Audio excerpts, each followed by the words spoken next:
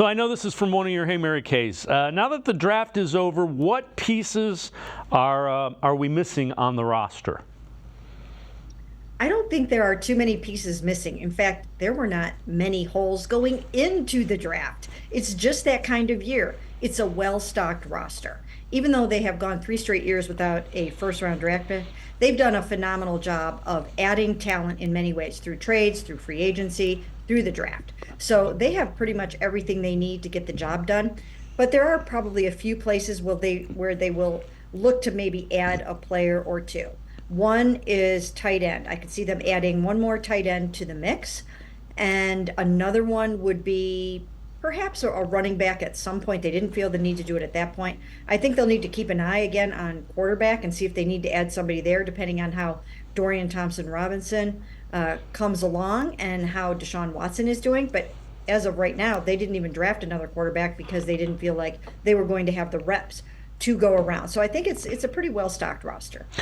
Did the moves that they made in the draft, to me, they all made sense. You follow it even more closely than I do. Did you see what Andrew Berry was thinking with his picks?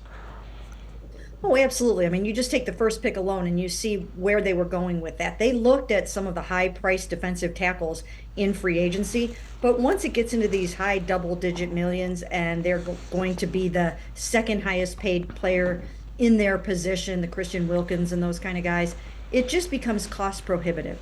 So what they did was they went out and they found their own version of a young developmental type of Christian Wilkins, a guy that can come in there and rush the passer from the interior. That is his superpower. That's what they wanted to get from that.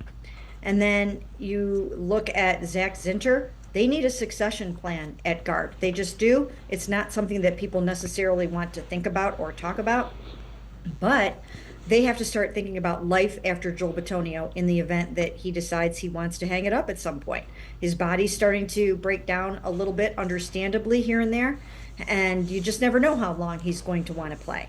So you have to have a succession plan. Maybe Joel plays for 1 more year, 2 more years, 3 more years. We don't know, but you have to kind of be thinking ahead there. And so that's where Zach came in.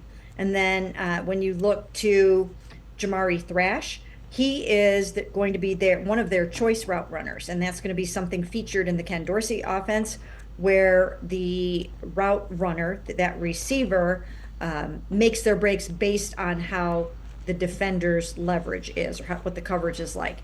So that's going to be Jamari's role, to come in here and be one of those kind of guys. And so you could just go on and on. These guys each have their strength or superpower.